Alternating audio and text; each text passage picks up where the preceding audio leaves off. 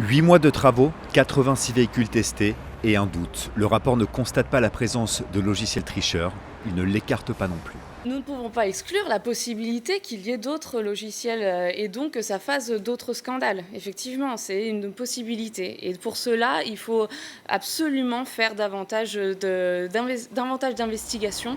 À l'origine de ce soupçon, il y a les tests menés par la commission. Une bonne partie des véhicules s'est révélée plus polluante, parfois beaucoup plus que lors des tests d'homologation. Je ne vais pas dire que ça surprend grand monde, on s'y attendait un tout petit peu. Ce qui est surprenant, c'est l'amplitude de ces dépassements, qui va dans des proportions assez phénoménales, de quelques dizaines de pourcents à quelques centaines de pourcents. Donc c'est assez étonnant. Parmi les mauvais élèves pointés du doigt, l'italien Fiat et le français Renault. Mise en place après le scandale Volkswagen, la commission royale devait ramener la confiance. Objectif raté.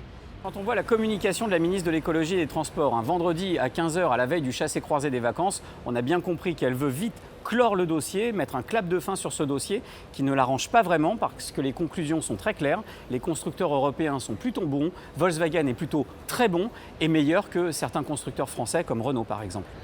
En conclusion, la Commission royale demande plus de tests sur les véhicules en attendant les nouvelles normes anti-pollution européennes prévues pour 2017.